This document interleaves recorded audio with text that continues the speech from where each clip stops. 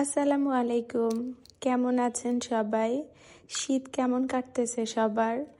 আমার তো শীতের এই কয়টা দিন মোটেই যেতে চাচ্ছে না। কম্বলের নিচ থেকে বেরই হতে পারছি না, এত পরিমাণে ঠান্ডা। আমি উত্তরাঞ্চলের মেয়ে, তাই ঠান্ডা সহ্য করার ক্ষমতা আমার আছে।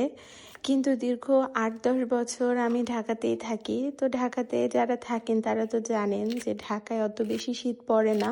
সাধারণত নভেম্বর মাসের দিকে শীত পড়ে যায়, তবে এবার আমি ভেবেছিলাম ঢাকায় হয়তো বা শীতই পড়বে না। আমি মোটেই কোনো রকমের সোয়েটার বা কম্বল কিছুই বের করেছিলাম না। কিন্তু বেশ কিছুদিন যাবৎ এত বেশি পরিমাণে ঠান্ডা পড়েছে ঢাকায়, কম্বলের নিচ থেকে বের হতে পারছি না, একদম কম্বল বের করাই ছাড়ছে, এরকম একটা অবস্থা। আপনাদের এলাকায় কি অবস্থা একটু জানাবেন। আমার ভিডিওগুলো খুব অল্প সংখ্যক মানুষই দেখে, তারপরও যে ২-১জনই দেখুক না কেন আমার কাছে খুবই ভালো লাগে। দেখেন ১০০-১৫০ মানুষ একত্রিত করে দেখেন তো কত মানুষ হয়। আমার কাছে মনে হয় এটাই অনেক বেশি। আশা করছি কোনো এক সময় অনেকেই দেখবে আমার ভিডিও, সেই দিনের অপেক্ষায় আছি। শীতের দিন একটু ভাজা পোড়া খেতে খুব ভালো লাগে, যদিও আমি ডায়েটে ছিলাম দীর্ঘদিন, কিন্তু তারপরেও মাঝে মাঝে নিজের মনকে একদমই মানাতে পারি না। আর শীতের সবজিগুলো এত মজা লাগে খেতে।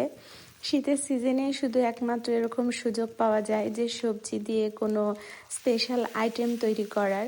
আমি তো আমার বাসায় প্রত্যেক দিনের খাবারেই কোনো না কোনো সবজির আইটেম রাখার চেষ্টা করি, বিশেষ করে এই শীতের সিজনে।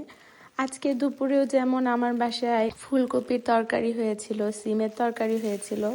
তখনই মনে মনে ভাবছিলাম যে একটু শীতের সবজি দিয়ে একটু কিছু বানাই, তো নুডলস বানালাম, খেতে দারুণ মজা হয়েছিল। এভাবে আপনারা ট্রাই করতে পারেন। এই ছিল আজকের মতন আমার ভিডিও। সকলে অনেক ভালো থাকবেন। আল্লাহ হাফেজ। আসসালামু আলাইকুম।